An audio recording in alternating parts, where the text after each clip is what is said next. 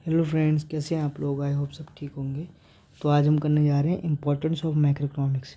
मैक्रोइकनॉमिक्स की इंपॉर्टेंस क्या है, ठीक है। तो शुरू करने से पहले I would request you people to like, share and subscribe my channel so that I can also gain some confidence to upload more such videos, ठीक है। So let's begin with the topic. Importance क्या है मैक्रोइकनॉमिक्स की, क्यों मैक्रोइकनॉमिक्स इतना important हो गया है आज के ज़माने में, ठीक है। सो फर्स्ट पॉइंट है, it provides measure to understand the calculation of national income. Macroeconomics measure provide करता है कैलकुलेट करने के लिए नेशनल इनकम को किसी भी देश के, ठीक है। It helps to understand if there were leakages. ये मदद करता है हमें ये जानने में कि अगर इकोनॉमी के अंदर कोई लीकेजेस है या फिर इंजेक्शन हुआ है, ठीक है, to the circular flow of income.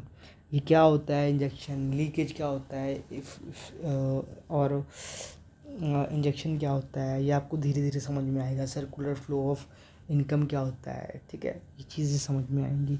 बस आप इतना जान लीजिए कि मैक्रो इकोनॉमिक्स हमें ये मदद करता है कि हम अपने देश की आर्थिक स्थिति को कैसे जान सकें, हम अपने देश की नेशनल इनकम को जान सकें या उसे कैलकुलेट कर सकें। तो कैसे कर सकें, ये हमें मैक्रो इकोनॉमिक्स बताता है, ठीक है। हम ये मैक्रो इकोनॉमिक्स में पढ़ते हैं, ठीक है।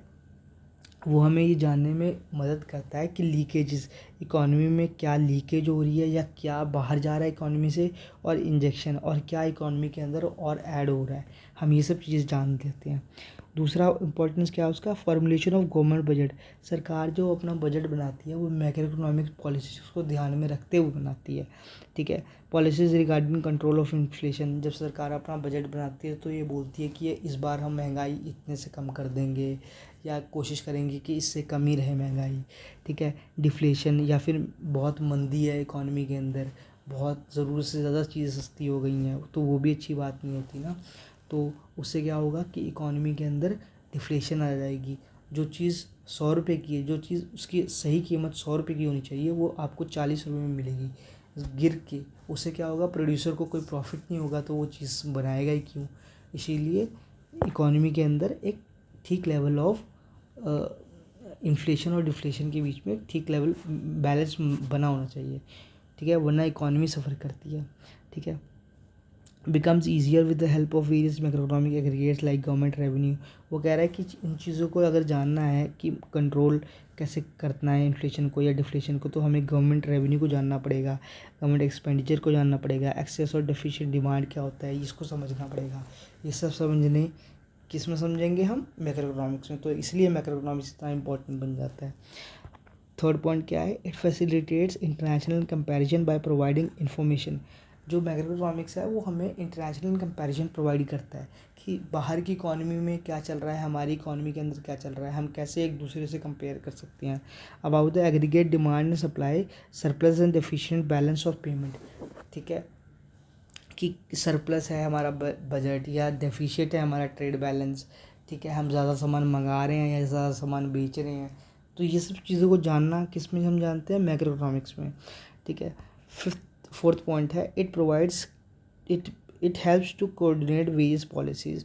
मैक्रो इकोनॉमिक्स हेल्प प्रोवाइड करता है कोऑर्डिनेट करने में बहुत सारी पॉलिसीज़ को, and major at macro level to solve economic problems.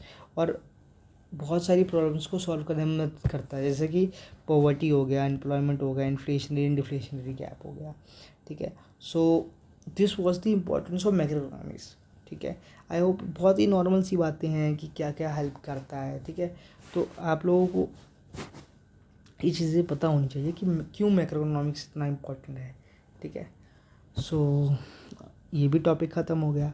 तो मिलते हैं नेक्स्ट लेक्चर में। Till then bye. और जाने से पहले प्लीज़ लाइक कर दीजिए वीडियो, शेयर कर देना जो भी बच्चे पढ़ने वाले होंगे हैं, और सब्सक्राइब कर लेना भाई अगर नहीं किया है तो, ठीक है। मेरे वैसे भी सब्सक्राइबर कम है यार ठीक है। तो मतलब अभी तो शुरुआत है, ये भी कह सकते हैं हम, ठीक है। तो मिलते हैं नेक्स्ट लेक्चर में। Till then bye.